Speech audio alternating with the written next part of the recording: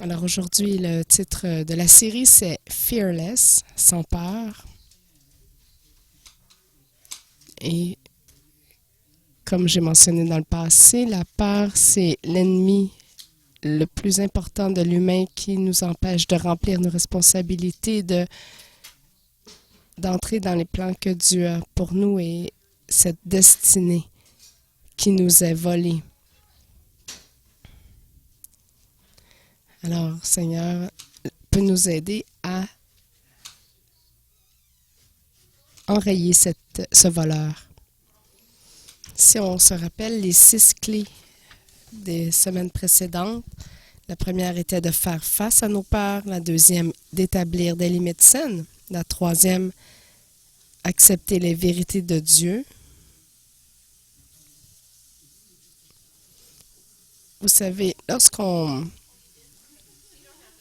donne des limites saines, on peut minimiser l'impact de la peur et des peurs dans nos vies.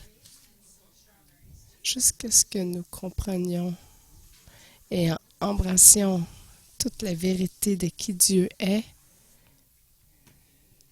comment merveilleux et puissant il est, on ne va pas réussir à surmonter nos peurs. Alors, la quatrième idée était de remplacer les mensonges de Satan. Pensez à ça. Chaque peur avec laquelle nous nous débattons, elle est basée sur un mensonge, sur une perception de quelque chose qui n'est pas vraiment vrai. Et un mensonge sur Dieu ou sur nous ou sur quelqu'un d'autre, elle reste un mensonge. Alors nous devons le remplacer par la vérité. Le 5e élément était l'importance de vivre dans le présent.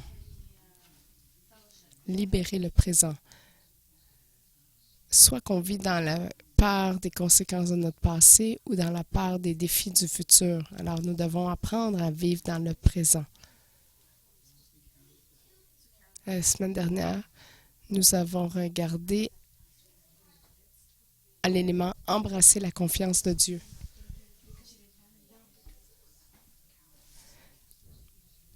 Père, je vais te faire confiance dans cette région. C'est essentiel pour...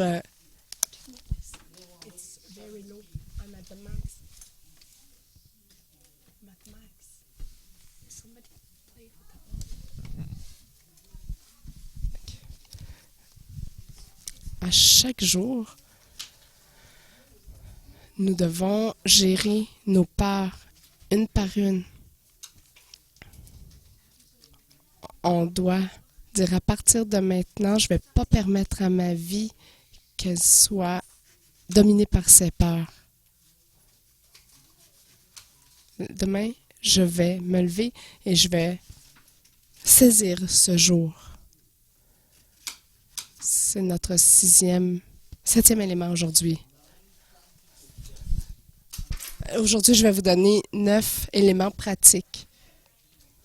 Et le premier,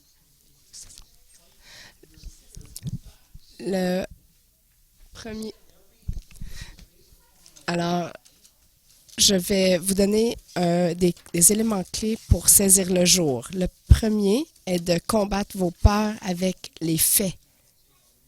Un des problèmes de la peur, c'est qu'elles peuvent être illogiques, même irrationnelles. On les croit. Lorsqu'on y pense, on se dit, ça fait pas de sens, cette peur-là. Regardez Proverbe 9, verset 13. La folie est une femme bruyante. Et il parle comme d'un personnage symbolique qui s'appellerait Folie. Alors, ce personnage serait une femme bruyante, stupide, indisciplinée, ne sachant rien. Nous commençons à spéculer, à obsesser et à penser à tout ce qui pourrait mal tourner. On devient indiscipliné Et la peur nous commence à parler toutes ces choses dans notre tête. Ça peut arriver, risque d'arriver. Et notre manque de connaissance devient de la folie dans nos esprits. Et ça nous rend indisciplinés, qui nous mène à prendre des mauvaises décisions. Parfois, on va directement au scénario le pire. Et là, on se dit, ah, cette chose-là va arriver, c'est la pire chose. La peur, mais elle donne de l'expansion aux faits. Elle les distorsionne en les mettant plus gros.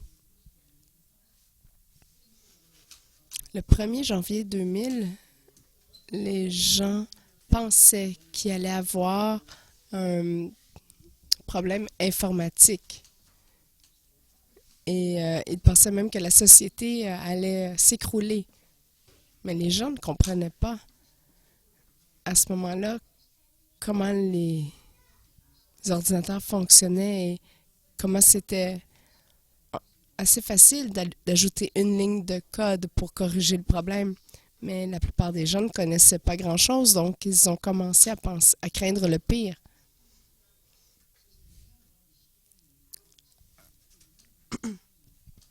Regardez aussi Proverbe 28, verset 2. Un homme qui a de l'intelligence et de la science. Le règne se prolonge. Si vous recherchez de l'information et vous comprenez cette information, vous allez avoir beaucoup moins de peur que quelqu'un qui ne fait que spéculer à propos de tout. Alors, je vous donne un exemple. Peut-être qu'on a peur de nager dans l'océan. Peut-être qu'il y a un requin qui va venir nous attraper et nous manger.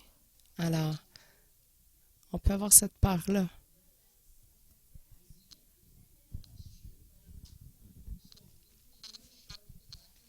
Est-ce qu'un requin peut nous attaquer? Oui. Par contre, le fait est que il y a une chance sur 3 700 000 que vous soyez tué par un requin.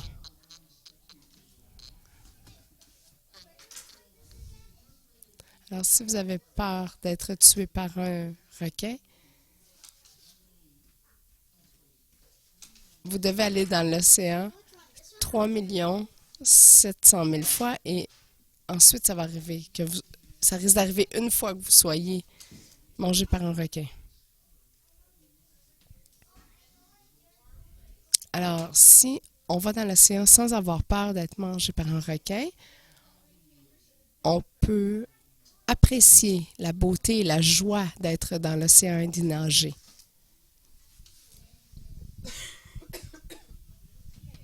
Peut-être qu'on a peur de voler dans un avion parce qu'il pourrait arriver quelque chose à l'avion. Mais écoutez ceci, dans les statistiques les plus récentes, ça dit que vous devez voler une fois par jour, à chaque jour, pendant 22 000 ans avant de risquer de mourir dans un accident d'avion commercial.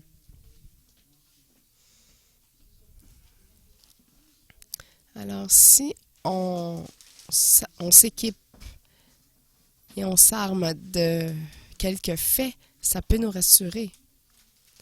C'est 200 fois plus sécuritaire de voler dans un avion que de conduire une voiture.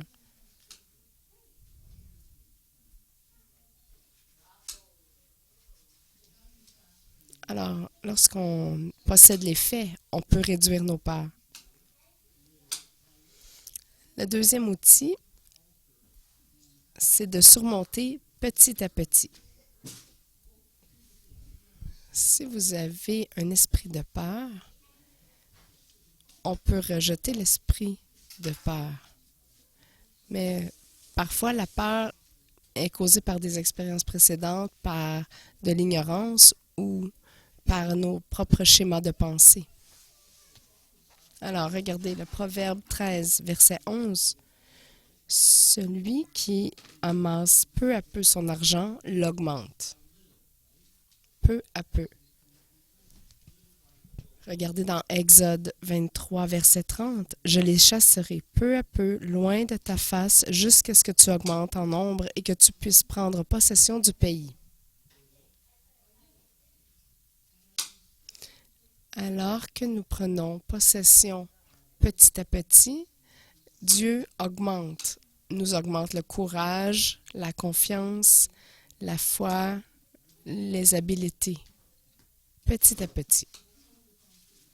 Alors, pour surmonter certaines de nos peurs, nous devons les affronter et les surmonter petit à petit. On a le concept de l'échelle de la peur. Alors, on prend une feuille de papier. Sur le haut de la page, on écrit par exemple « la peur de nager ».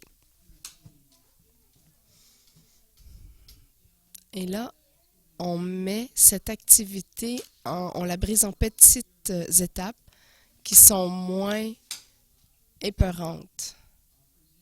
Exemple, la première ligne pourrait être aller dans une piscine publique, mais juste y aller, pas se baigner. La deuxième étape, mettre un costume de bain et s'asseoir près de la piscine. Troisième étape pourrait être de mettre les pieds dans l'eau, assis sur le bord pendant 10 minutes. Ensuite, l'autre étape pourrait être juste mettre les pieds dans l'eau pendant 10 minutes. Se tenir debout dans la partie peu profonde. Et ensuite, mettre la tête dans l'eau pendant 1 seconde. Et voyez-vous, ce genre de petite étape peut habituer l'homme à combattre et vaincre sa peur. Si vous avez peur de l'avion, bien, par exemple, vous pouvez lire toutes les statistiques sur les avions. Ensuite, choisir un aéroport sécuritaire. Ensuite, aller à l'aéroport. La quatrième étape pourrait être d'aller dans l'avion juste quelques secondes et en ressortir. Une autre étape pourrait être aller en avion avec un ami. Et c'est comme ça que, à chaque étape, on peut monter l'échelle.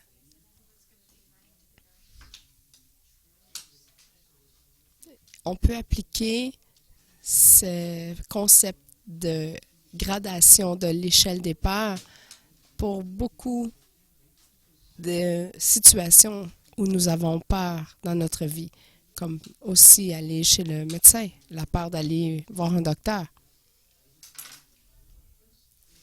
Le troisième élément pour saisir le jour serait de visualiser le succès.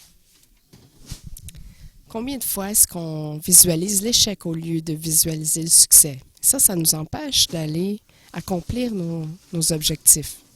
Regardez dans le livre d'Esdras, chapitre 7, verset 28.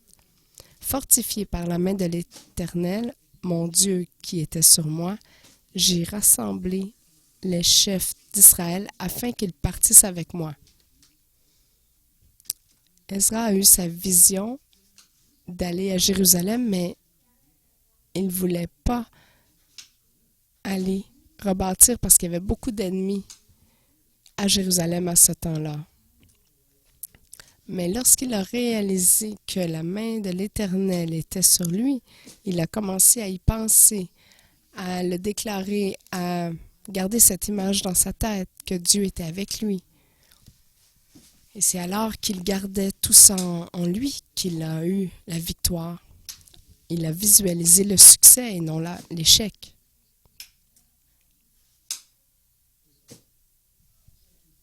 Regardez un autre exemple dans 2 Rois, chapitre 6, versets 15 à 17. Le serviteur de l'homme de Dieu se leva de bon matin et sortit.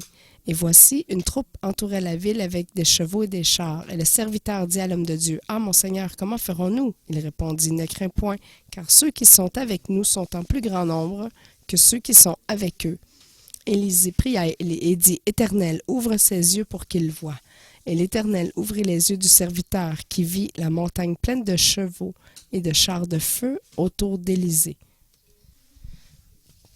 Alors le serviteur était apeuré parce que tout ce qu'il voyait, c'était l'armée de l'ennemi. Mais Élisée a dit, « Seigneur, montre-lui, donne-lui une vision de qui est de notre côté. » Et cette vision a été donnée au serviteur qui a cette vision spirituelle qu'il a reçue de Dieu, lui a donné courage.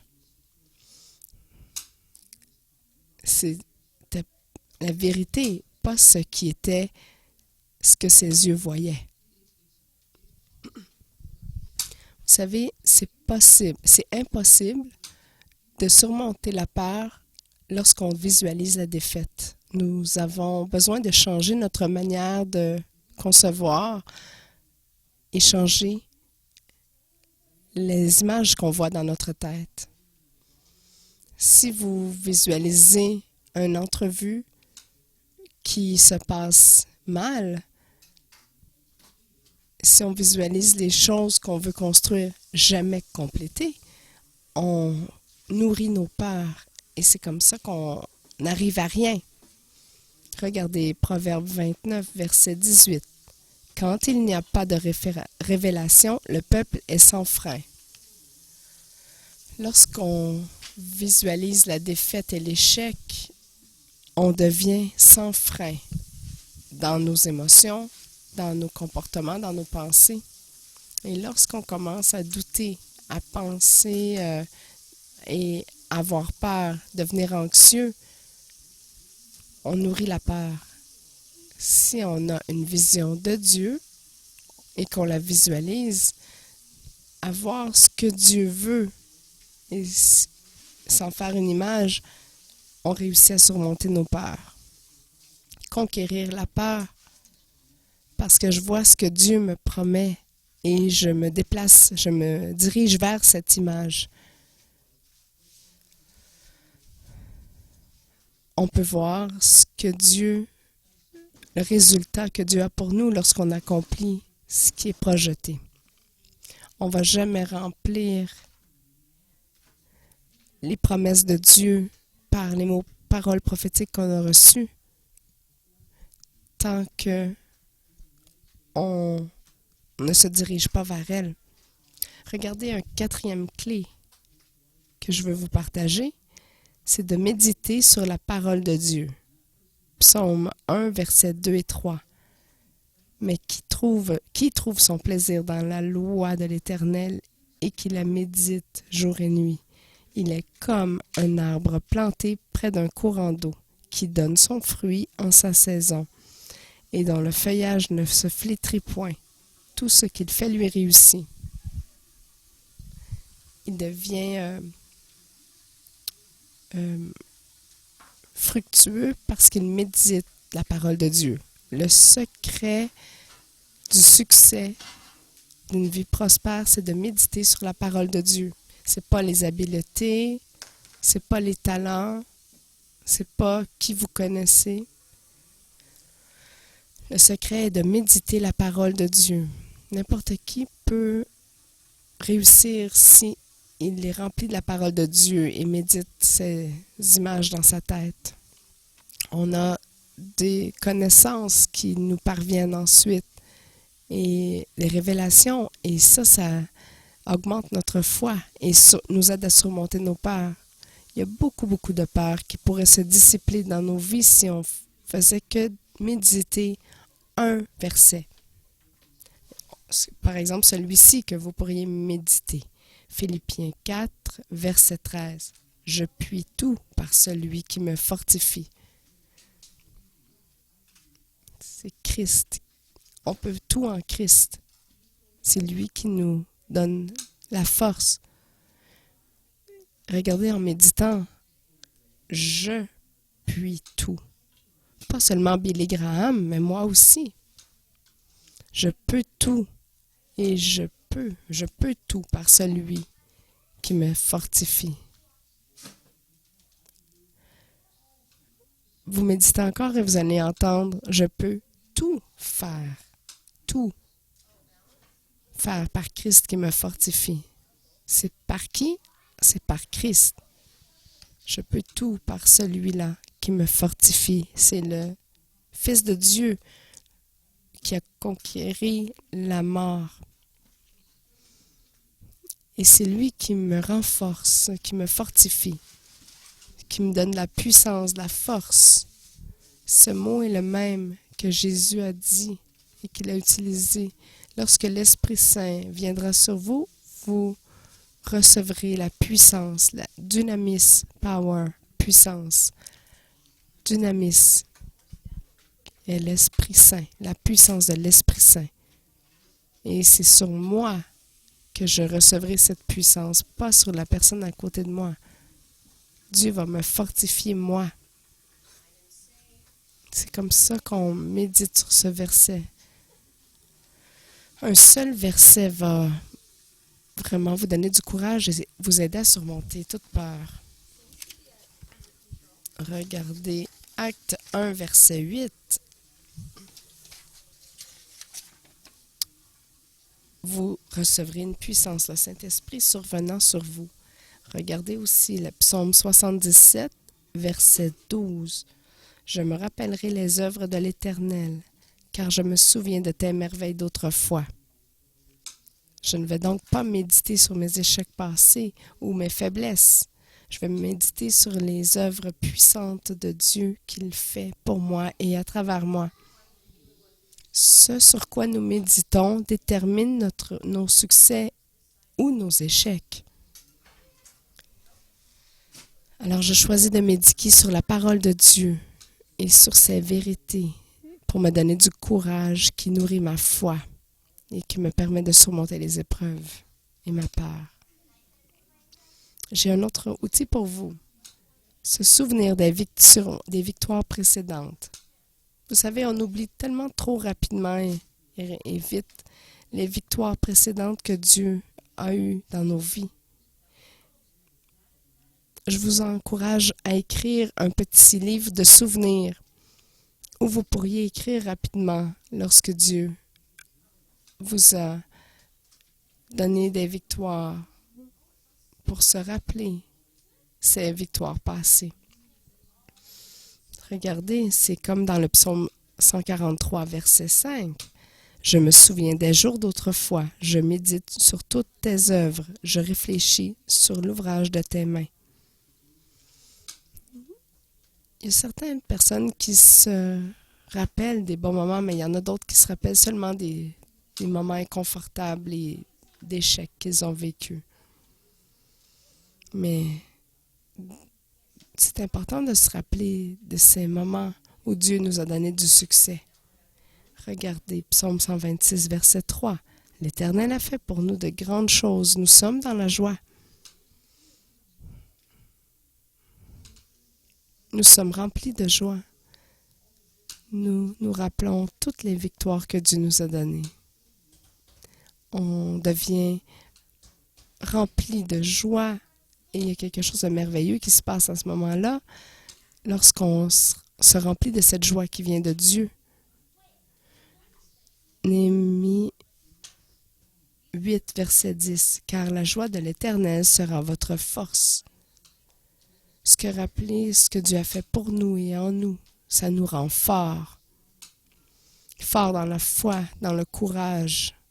Forts et audacieux, confiants. Partout dans l'Ancien Testament, lorsque les Israélites expérimentaient une percée ou une délivrance, ils faisaient comme un monument de pierre qu'ils empilaient. Et leurs enfants leur demandaient « Qu'est-ce que c'est ça? » Et ils expliquaient à leurs enfants que c'était des pierres de souvenirs pour se rappeler de la fidélité de Dieu et des choses puissantes que Dieu a fait dans leur vie. Lorsqu'on se rappelle nos succès, nos victoires, ça nous donne de l'audace, de l'espoir, de la confiance, du courage.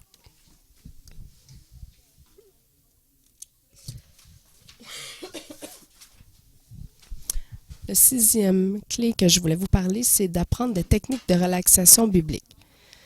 Certains d'entre vous diront « Ah non, pas le nouvel âge ».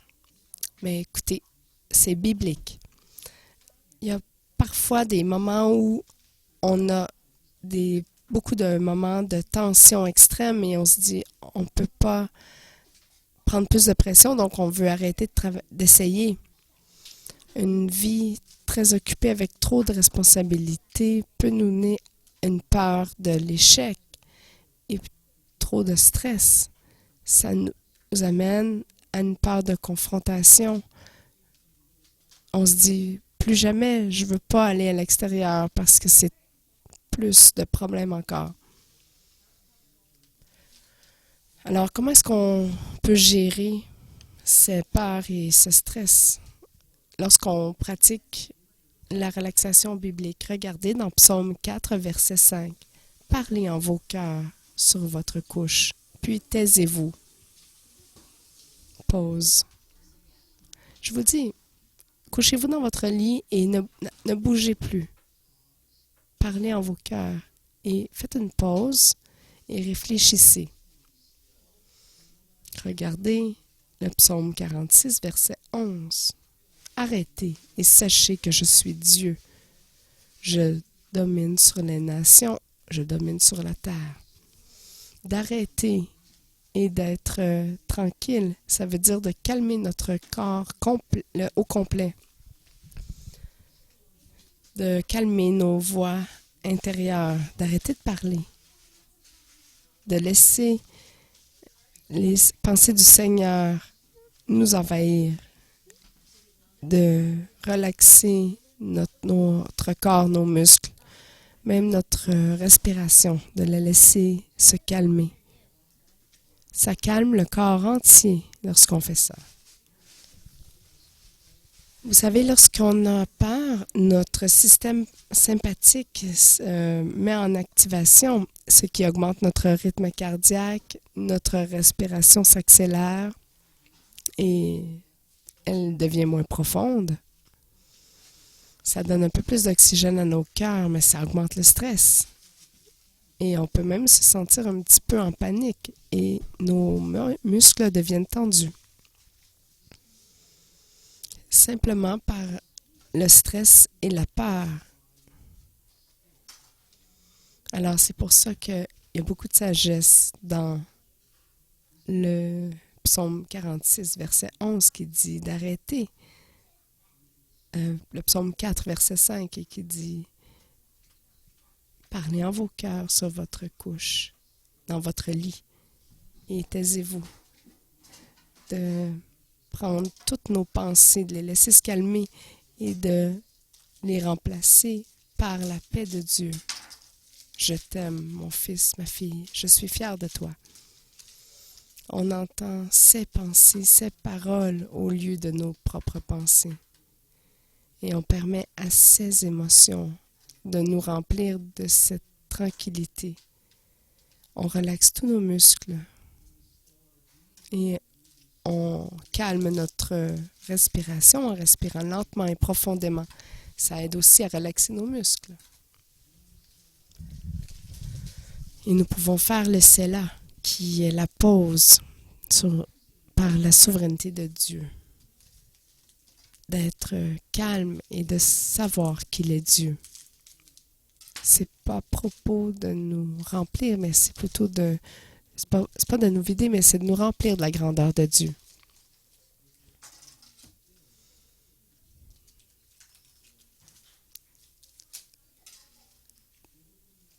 La relaxation biblique, c'est pas juste d'être calme et de se vider de nous-mêmes, c'est juste d'être calme et de laisser la parole de Dieu et sa grandeur nous envahir. Vous pouvez mettre un petit peu de musique de fond. Toute votre pensée, votre corps, vos muscles, tout relaxe.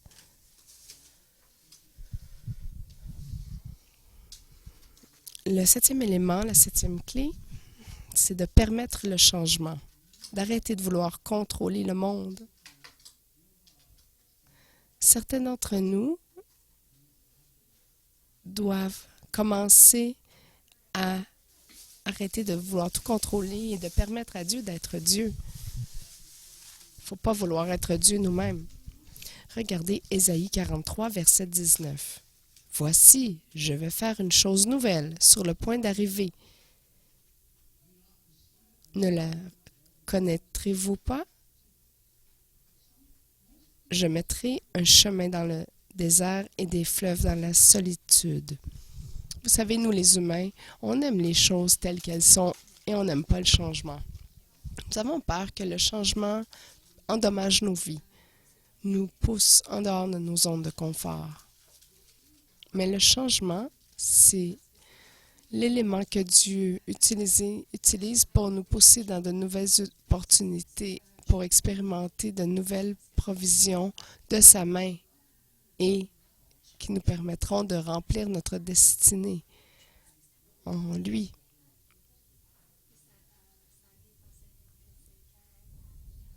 Dieu ne change pas. Quelqu'un doit changer. Alors, ça doit être nous. Parce que Dieu ne change pas. Et c'est pour ça que Dieu fait des choses nouvelles à chaque période dans nos vies. J'ai eu une parole prophétique récemment qui disait que la vision était bonne, mais que je devais apprendre une nouvelle manière de faire les choses. Et Dieu fait ça parfois sans avertissement. Surprise, le changement arrivera ou est arrivé. Dieu fait la plupart de ces choses sans nous avertir à l'avance. Parce que si il nous le disait, on pourrait essayer de le contrôler. Mais Dieu dit que les choses nouvelles qui nous arrivent sont toujours pour notre bénéfice. Elles nous permettent d'aller de l'avant dans nos vies. Alors nous devons faire de l'espace pour que le changement arrive. Dieu promet d'utiliser chaque changement pour nous déplacer plus près de notre but, du but que Dieu a pour nous. Regardez Romains 8, 28. Nous savons du reste que toute chose concourt au bien de ceux qui aiment Dieu, de ceux qui sont appelés selon son dessein. Alors nous devons permettre le changement. Si on ne l'autorise pas, on va être apeuré et on va rester pris dans cette vie basée sur la peur.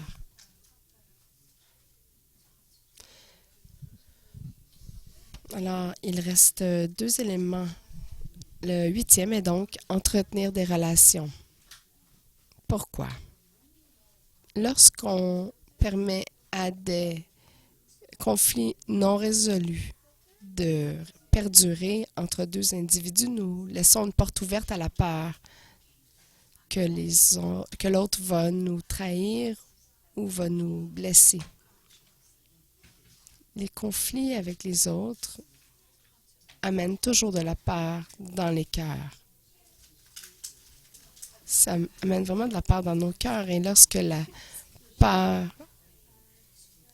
augmente, l'inconfort et la peur augmente. Ça pourrait arriver encore. Et là, on évite la personne. Les conflits amènent toujours de la peur dans nos vies.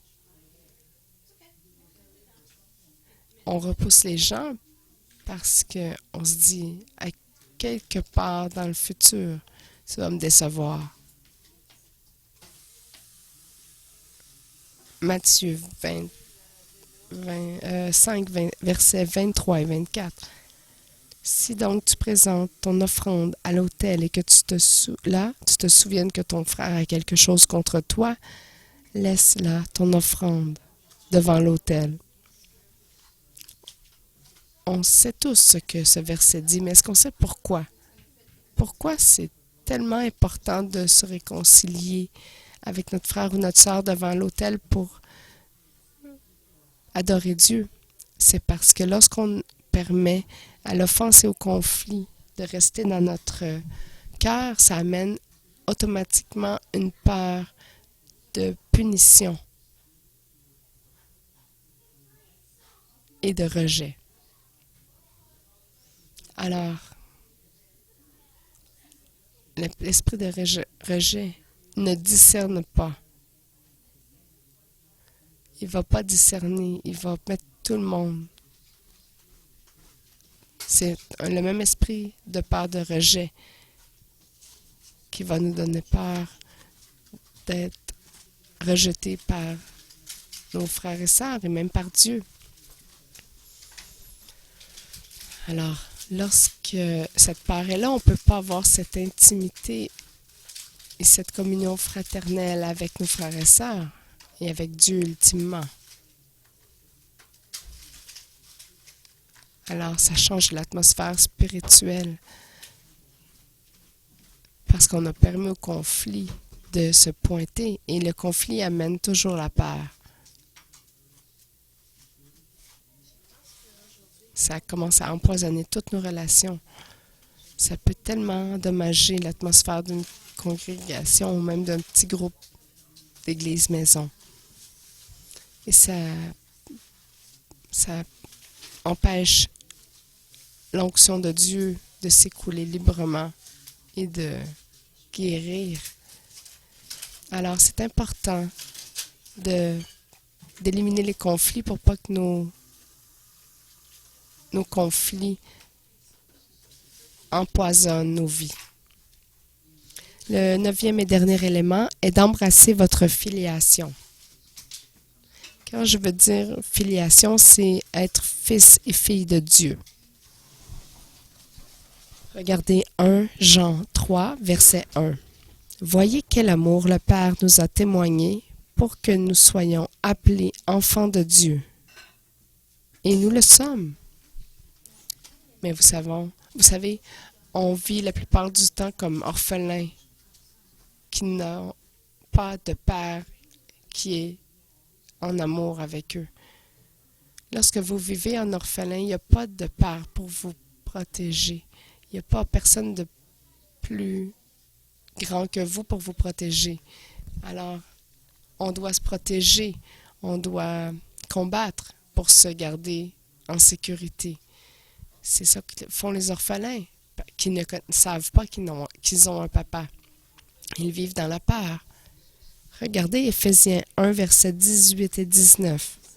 Paul est tellement intéressant quand il dit « Je prie que Dieu illumine les yeux de votre cœur pour que vous sachiez quelle est l'espérance qui s'attache à son appel, quelle est la richesse de la gloire de son héritage qu'il réserve aux saints, et quelle est envers vous, nous qui croyons l'infinie grandeur de sa puissance, se manifestant avec efficacité par la vertu de sa force. » Dieu a de la puissance disponible pour vous, son fils, sa fille. La peur nous aveugle, nous empêche de comprendre que nous avons un héritage de puissance disponible à notre portée. La peur nous aveugle à notre filiation d'enfants de Dieu. Vous rappelez-vous de Luc 15, 16, 17, lorsque le fils prodigue est revenu à ses sens et qu'il a dit « Combien de serviteurs de mon père ont de la nourriture sans limite? Alors je vais retourner à mon père. » Qu'est-ce qui s'est passé ici? C'est que le fils prodigue a dû revenir à ses sens. Pourquoi? Parce qu'il était aveuglé au fait qu'il était un fils. Il se sentait comme un orphelin. Il a oublié qu'il avait un père à la maison, qu'il l'aimait et qu'il l'attendait. Alors, le fils prodigue a dû revenir à ses sens parce que la peur nous trompe. Elle nous fait penser des choses irrationnelles. Elle nous fait croire que nous sommes orphelins, seuls dans ce monde, que personne ne nous espère. Ça trompe notre esprit. La peur trompe notre esprit. Alors, le fils prodigue a dû revenir à ses sens. Juste une minute, là, je ne suis pas un orphelin, moi, je suis un fils. Et dès qu'il est revenu à ses sens, il a dit la première chose qu'il a dit, il dit « Ah oui, mon père ». La première réalité, lorsqu'on revient à nos sens, lorsqu'on sort du l'esprit de la peur, c'est « Ah oui, c'est vrai, j'ai un père ». Et la deuxième peur qu'il a eue, c'est « Je vais retourner à mon père ». Une des manières les plus puissantes de surmonter la peur dans nos vies, c'est de réaliser qui nous sommes dans nos vies. Des fils et des filles de Dieu, nous ne sommes pas seuls. Nous avons un Père aimant qui va pourvoir pour nous, nous aimer, nous protéger et nous aider à surmonter tous les obstacles dans nos vies. C'est ça qu'un papa fait. Notre Père n'a que des bonnes choses pour nous. Il est tellement investi dans notre succès. Mais le bénéfice dans cette réalité, c'est qu'on doit embrasser cette filiation. Et moi, je vous ai donné aujourd'hui 9 clés pour saisir le jour, faire face à nos peurs quotidiennement et les surmonter. À chaque fois qu'il y a une peur qui vient dans nos vies, saisissez le jour, prenez un de ces outils et combattez cette peur pour la surmonter. Gérez-la de façon efficace. On revise les 9 outils. Combattons nos peurs avec les faits. Surmontons petit à petit. Je vais visualiser le succès. Je ne vais pas être limité par ces images dans ma tête. Je vais regarder aux promesses de Dieu. Je vais méditer sur la parole de Dieu qui va me donner du courage, de la foi et de l'audace. Je vais me rappeler des victoires précédentes. Parce que Dieu ne change pas. Ça veut dire qu'il va le faire encore. Hey, j'ai déjà fait face à ce problème dans le passé. On l'a surmonté, Dieu et moi, alors je vais le faire encore. Apprenons des techniques de relaxation biblique. Parfois, on doit juste s'étendre et ne pas bouger. Mais ne soyez pas seulement immobile et silencieux. Pensez et soyez remplis de comment Dieu est grand. L'autre outil est de permettre le changement, de ne pas tout contrôler. Parce que parfois, le changement est quelque chose que Dieu doit faire dans nos vies pour nous pousser dans notre destinée. Parfois, on doit avoir un petit tremblement de terre pour se remettre en marche sur la voie que Dieu a pour nous. Cultivons le changement. Cultivons les relations. Cultivons les relations sans peur de punition. Ne pas avoir peur des relations parce que ça affecte toutes les relations, incluant celles avec notre Papa éternel. Alors, allez vers cette personne, demandez-lui pardon. Guérissez cette relation. Et ensuite, notre dernier outil, c'est d'embrasser notre filiation. Filiation de chaque matin qu'on se lève, de dire merci Papa que je suis ton enfant. Même dans mes jours les pires, j'ai le Papa le plus merveilleux, le plus grand, le plus fort. Il est le plus fort, le Papa le plus fort de l'univers. On peut dire avec confiance que notre Père est le plus fort. Alors, l'application. Quelle peur ai-je affrontée ces derniers temps?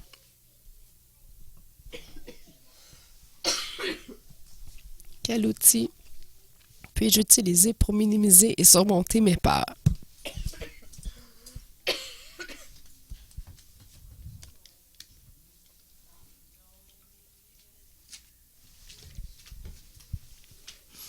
Quand vais-je commencer à utiliser ces outils?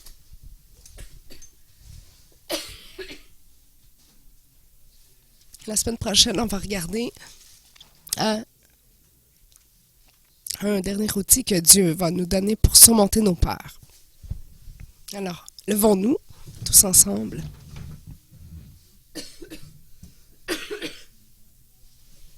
Alors,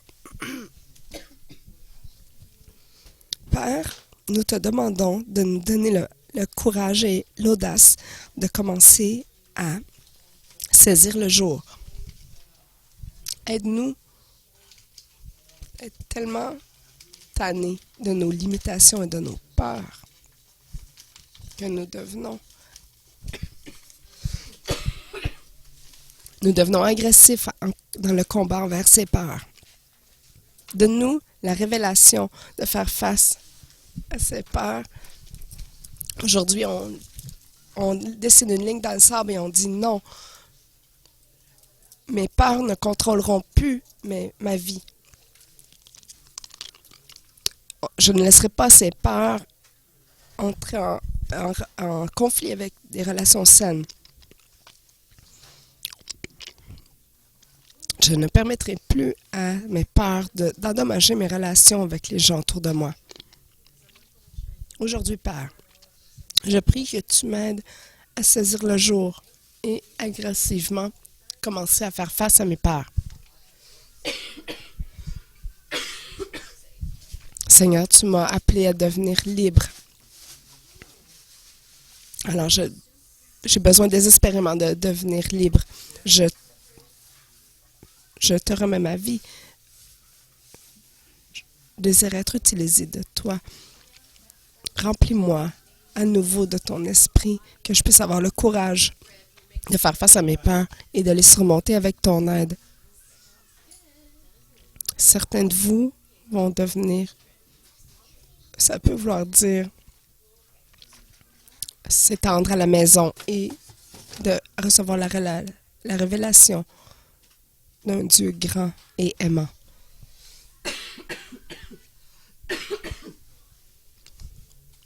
Par ta grâce, par ta puissance, Seigneur, c'est notre l'espérance de notre appel. Donne-nous des yeux pour voir. Donne-nous la révélation que nous puissions connaître l'espoir, l'espérance qui est rattachée à notre appel, la puissance qui nous est donnée pour vaincre nos peurs. Dans le nom de Jésus, Amen.